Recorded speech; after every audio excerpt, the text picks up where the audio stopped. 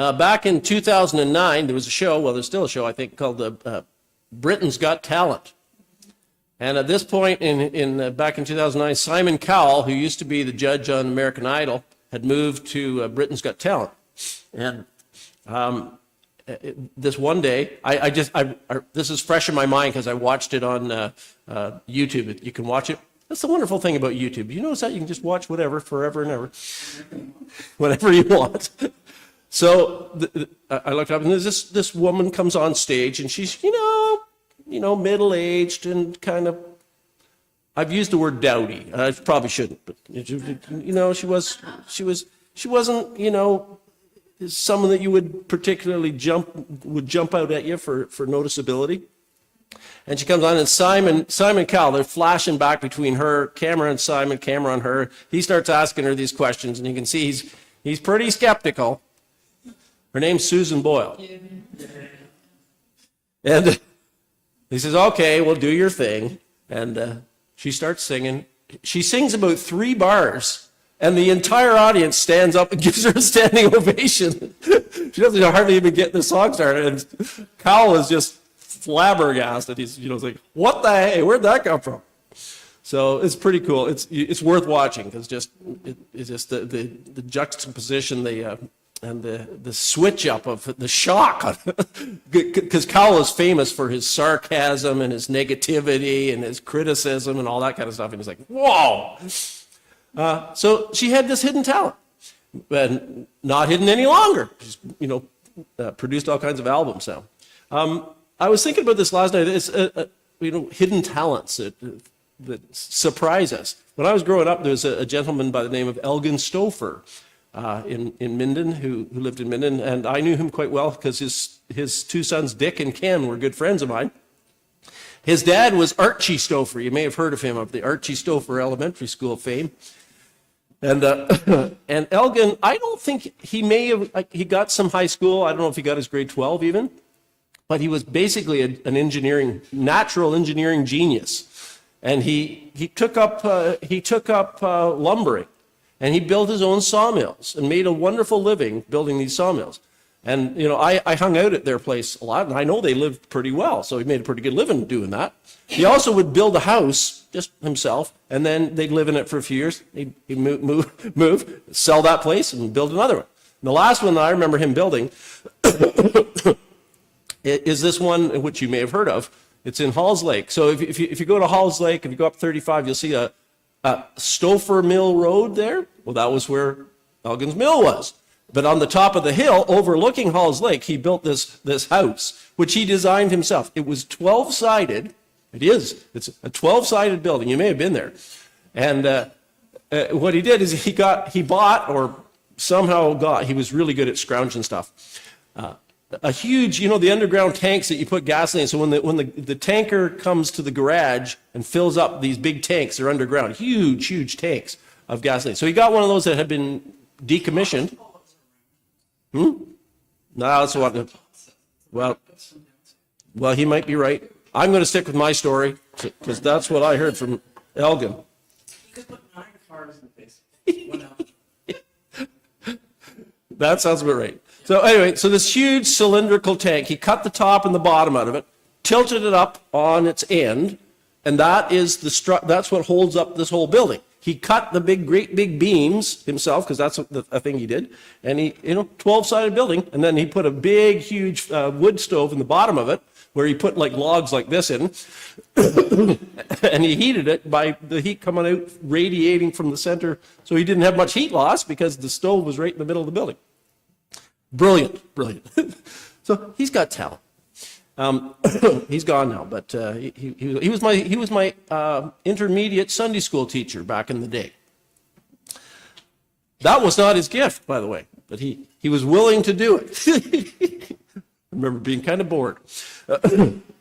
So probably all of us have crazy hidden talents, which you may or may not yet have ever discovered.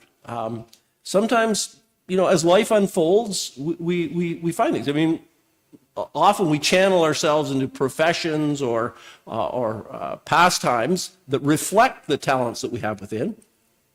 But sometimes, talents are hidden.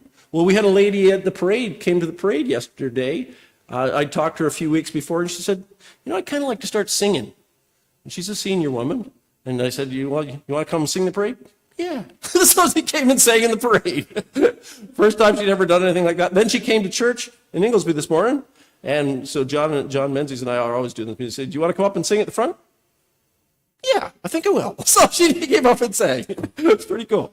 So hidden talents. Like I, for instance, never thought I had any talent in gardening. Turns out, I sort of do.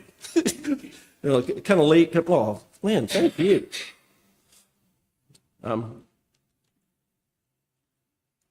Forgot all about that.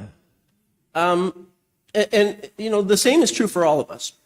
So for the most part, we sort of think we know our skills. We often downplay them, and they may actually be quite marvelous. And we just don't want to brag. I don't know. And they come in many, many different. We're not just talking artistic. All the things that you are able to do. Some of us have athletic abilities, or we used to. Some of us have, good mathematical abilities, and we're good with finances, or we're good within administration, or committee work, organizing things. There's all kinds of ways that people have talent. So you've got talent, is my point. God built you with talent, and you have it. There used to be I think it was a bumper sticker. You don't see it so much anymore. Maybe it was in the 70s. God don't make junk. Yes, that's true. He does not. He makes good stuff. And we are his crowning glory, of his creation, surprisingly, but truly. So in the parable of the talents that Karen just read, now I notice it never says the word talent in that particular version, does it? It says bags of gold, which is interesting. Yeah, I think the original just says talents. And so I've done a bit of research on that. So he is talking about money, and lots of it. Because if you can imagine, like that interpretation or translation that Karen just read said bags of gold. Now a talent was also, it was used as a measure for money, but also a measure for weight. And the equivalency in weight was about 75 pounds. So I don't know what 75 pounds of gold would be worth, but that's a fair bit. So I tried to figure out what the equivalencies were, but it's hard to look back 2,000 years and see what was going on in the first century, money-wise. Jesus was talking to a bunch of peasants, usually, people who just, average Joes in the street. And, he was using colorful language to get their imaginations inspired. And whatever it was would be a lot of money. I saw different versions of it. One said that a talent was about 6,000 days' wages, which would make it closer to $1 million. Others said something like $30,000. The footnote on my Bible says a talent was worth more than $1,000. So we got quite a range of speculation about how much this was worth. But it really isn't the point. Interestingly, so what happens is he gives 5 talents, 2, and this is probably where we get the word talent, how it's funneled down into our English language, the way we think of it. Because we don't think of it in terms of money. We think of it in terms of abilities. To one he gave 5, to another 2, to another 1, each according to their ability. Now that's intriguing. I think I mentioned last week that we are not all equal.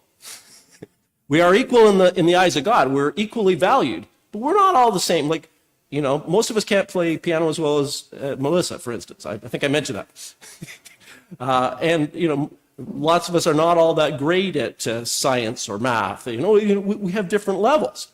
So that's just what Jesus is pointing out here. Each according to his ability. Now, the word in the original language is dynamis or dynamite. It's the word we get dynamite from. And the word dynamite is from this Greek word essentially meaning power. It's the same word that the New Testament uses when Jesus is telling in the first chapter of the book of Acts, when he's predicting to his disciples that he's going to send the Holy Spirit. He said, you will receive dynamis, you will receive power, you will receive ability when the Holy Spirit comes upon you, and then you will be my witnesses in this world. Right? So this is the exact same word used in this passage. So it means ability, skill, gifting, power, capability. So one gets 5, one gets 2, and the other one gets 1. The one with 5 goes out and puts his money to work, it says. He put his money to work. This guy was an investment specialist. And he gained 5 more bags of gold, according to that. The one with 2 gained 2 more. But the one who received 1 talent went off, dug a hole in the ground, and hid his master's money. This is a powerful parable, really. It's about accountability. So then master comes back and they have these conversations that 5 says, look, 5 didn't just, well done. The other one comes back 2, well done. The other comes back with 1 and he says, and he's got this whole speech he has prepared to get himself off the hook because you're a hard man, right? And he doesn't fare well. He says, you wicked, lazy servant. And throw that worthless servant outside into the darkness where there will be weeping and gnashing of teeth. So that's the overview. It's pretty powerful stuff. So what's the interpretation of this? Is it about money? Well, maybe, sort of. I mean, money represents the things that have been entrusted to us, that we are stewards of, all the things. And we are chock full of those things. And they kind of come in two types, I'm thinking.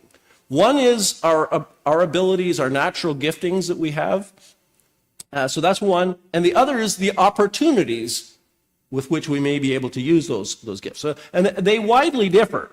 So for instance, you may have been naturally gifted from childhood, like, from when you were born with the joy of teaching. Let's say you're a born teacher. But nobody ever encouraged you. You didn't have the finances to go to teacher's college, so you never got to use it. You didn't have the opportunity. Another person might have great opportunity, might become a professor at the university, for instance, right? So we have all kinds of giftings, but we also need the opportunities to go along with it. So basically, God has gifted each and every one of us with abundant giftings and capabilities, and then he's tacked onto that opportunities in life, and our job is to do something productive with them. And if we do something productive with them, we can come back to the Lord. So this is about a basic Christian belief, a basic biblical teaching that God has made us, God owns us, God has created us for himself. He's poured into us good things, given us chances and opportunities and wonderful abilities, but at some point he's going to call us to account for it. It's the whole accountability thing. And that is very, very biblical all the way through. That there will be a day when we will all stand before the judgment seat of Christ, for instance, and make answer for the things that we have done in the body. Crystal clear that this will be something that is going to happen. We must all stand before that seat and make answer. Now, if we fare well, the guy that made 5, the investment banker, his master, he says, see, I have gained 5 more. His master replied, well done, good and faithful servant. You have been faithful with a few things. I will put you in charge of many things. Come and share your master's happiness. Come and enter the joy of your Lord. So that's the commendation and the reward that comes for the guy with 5. Now, what's intriguing here is the other guy who only had 2 but gained 2 more. So, he's bringing 4 back, whereas the other guy brought 10 back. He gets exact same commendation and the exact same reward, word for word in the text. That's very deliberate. So it's according to your ability. God only expects us to do according to our ability. If our abilities are less, he doesn't expect. To whom much is given, says Jesus, much is required. So basically, that's intriguing. They get to say, another little side note here that you may be scratching your head about, or you may be a little bit not happy about. I'm not sure. He says, you've been faithful with a few things. Let's say this is in life. You've been faithful with a few things. Now the Lord is saying, I will put you in charge of many things. How do you feel about that? Like you may feel that, you've done your bit in this life. So if this is talking, and I think it is, inferring this life and the life to come. God puts a few things in our charge to see how we'll take care of it. But in the life to come, in paradise, in heaven, in the new heavens and the new earth, it looks like he's going to put us in charge of many things. It's just what you want, more responsibility, right? Now, the thing that may be cloying about that is because, when we have responsibility in this life, it's hard. It's stressful.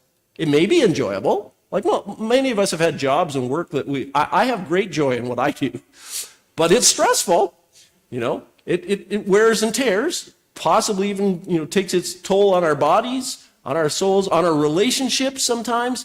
I mean, all that kind of stuff. And at the end of the day, we may say, I've had enough of that. I don't want more of that. However, let's think about this. People say, the Bible doesn't tell us much about the world to come and the life to come. Well, maybe there's a hint here. Because we are designed to be people who do things. God is a worker. He created this heavens and this earth. In 6 days, he continues his work to this day. But the kicker is the thing that bothers us now is basically the brokenness and sinfulness of life and of our world. So a lot of the things that cloy on us now have to do with selfishness and greediness and violence and anger one to the other, all that sort of thing. And the fact that we get tired and we get sick and we get hungry and all that. That's not going to be a problem in the world to come.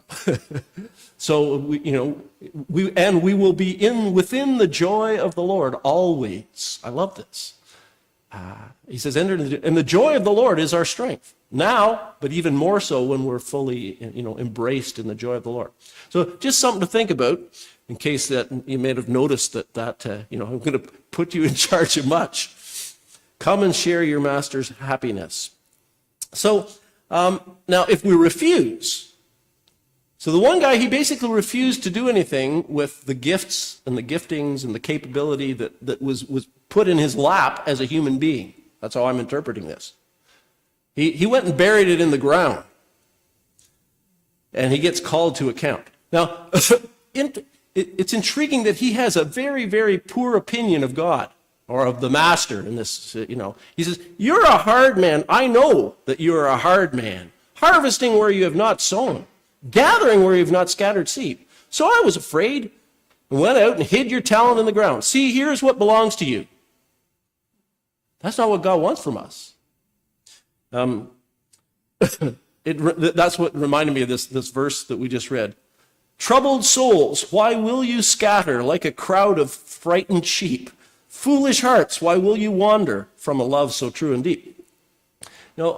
People in our world generally have a bad impression of God if they believe in God. There's a whole lot of that around.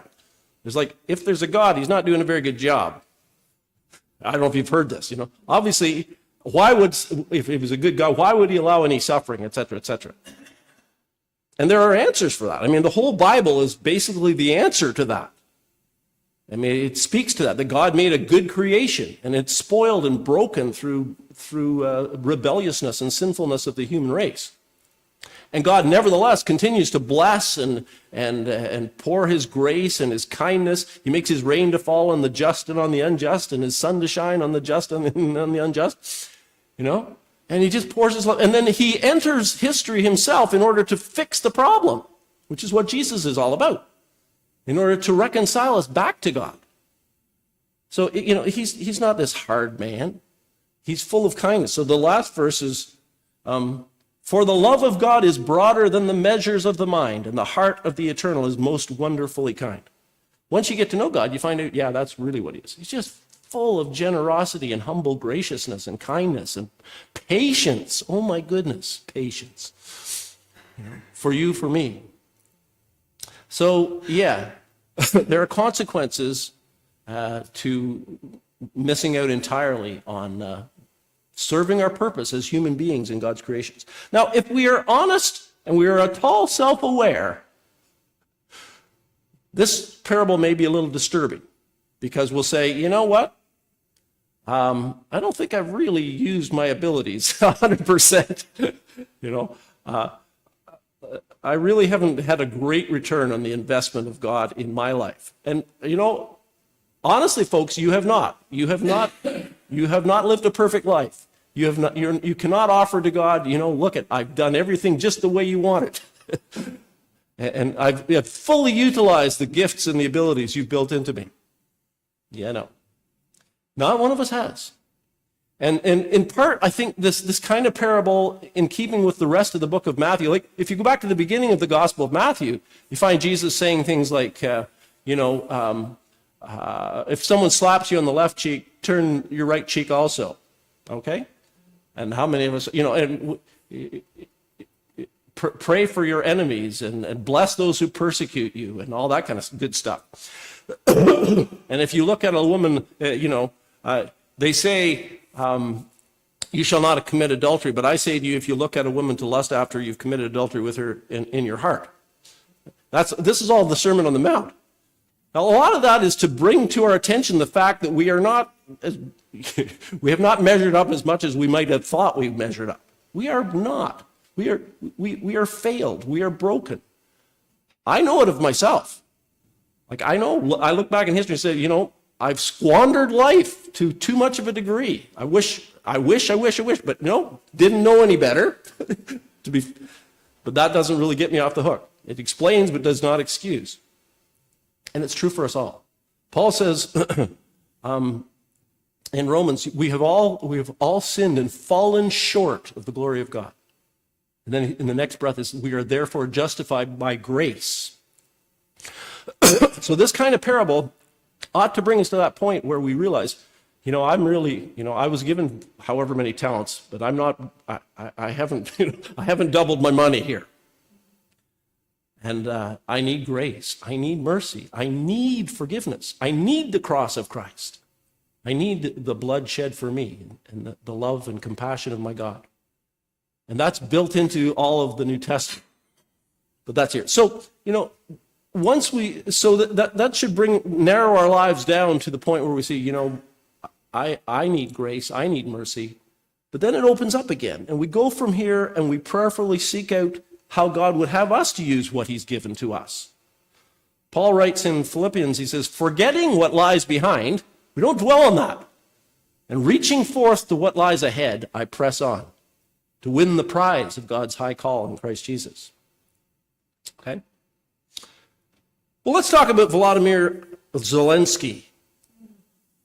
Anybody know who that is? Okay. President of Ukraine. He became well known because he was a comedian in Ukraine, if you know this. I don't know if you've watched it, but I think it's on Netflix. I've watched a lot of episodes of his comedy, they're like 20-minute episodes, and he did this for several years. So he's an actor, and in this comedy series, he plays a teacher who they make president of Ukraine. So the irony is just nuts, because actually they do take this guy and make this actor and make him and comedian and make him president of Ukraine. He's also an amazing singer and musician.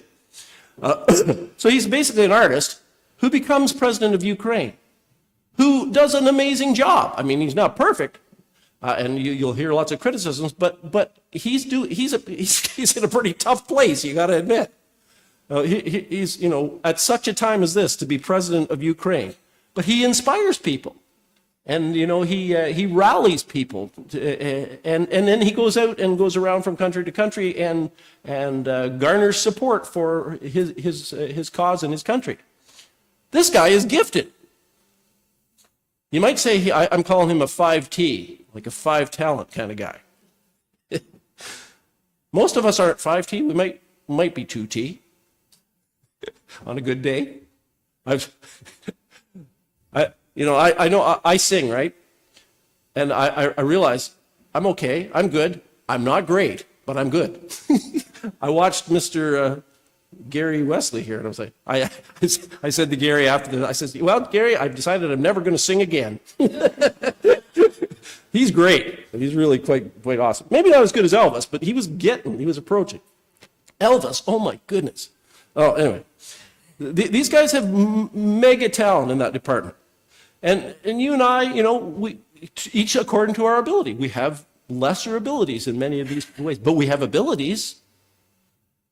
And you may be now saying, because we get to a certain age, and we say, oh, I'm retired, and I'm tired. Oh, I don't have much, my strength is low, you can't really expect much from me. Okay, I get that. I just saw kind of a documentary on centenarians. I don't know if you've seen this. I forget what it's called, the Blue Zones, I think it is. So there's these patches of places in the world where there's a higher concentration, a higher percentage of people who get to be 100 and over, centenarians. And so the guy was trying to research to figure what they had going on, right? And so it's an intriguing show. So I think the one place he went to was in Japan, and he was talking with the people around these centenarians. And one elderly lady, she was kind of frail, but still going, still had her wits about her. And people loved her. They were gathered. She needed a lot of care, and she had it from her neighbors and her family members. And that was part of the secret, right? The community life, people's community life where others gathered around them. And they had this social strength. But, they say, well, is it pretty hard to help her out? She needed to help with food and getting dressed and this kind of stuff. I said, oh, no, it's great. She exudes serenity. She exudes serenity. And she blessed people just being with her. She couldn't do much, but she had such a peace about her that it bubbled over. That's a gift. That's using a gift that God had given her in her ancient age, over 100, right? So, we always have gifts. We always have opportunities as life unfolds. They change. All of us still have personal connections, for instance. God has put us in touch with people. We have family. We have friends. We have the wisdom of the years, right? Just ask us. If they only will. We still have all kinds of creativity. We've been gifted with technologies. We have telephones. We have internet. Some of us can even use the internet and email people. We have vehicles and cars. And if we're followers of Jesus, in addition to those things, one of the things I wanted to mention is there's two basic kinds of gifts. There's natural and supernatural. The whole world is gifted with natural gifts, whether it's mathematics or athleticism or artistic skills like painting or playing piano or singing or whatever. But then if you're in Christ, Scripture tells us quite clearly that the Holy Spirit distributes spiritual gifts on all those who know Christ. And it lists them, and some of them seem like natural gifts. They the two kind of overlap, and others seem quite mystical. Like you've heard of speaking in tongues, or prophecy, or healing. Those kinds of gifts are kind of like spectacular, if you will. But others are listed as spiritual gifts, things like teaching and administration, a word of wisdom or a word of knowledge. They're all listed together with these more spectacular ones. And they happen all the time in the churches. God will give some a word of wisdom, some a word of knowledge. And we won't notice it till afterwards. But that was just the right thing they said. And that just, was the right direction for us to take, that kind of stuff. So we're gifted in both those areas. And we're called to use all of that. So if we have faith in Christ, we have the ability to pray all our days. There's a big one, a huge gift. We need to be praying for one another. I covet people's prayers, need them. So, those kinds of things. I could go on. Basically, I'm saying you're not dead yet.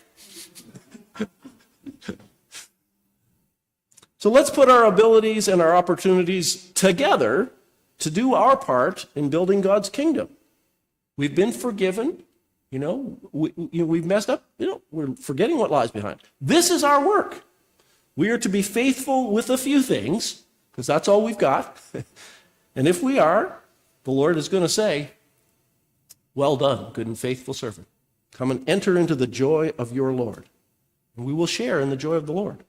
So let's consider our abilities, and let's realize our opportunities, and let's pray and stick them together.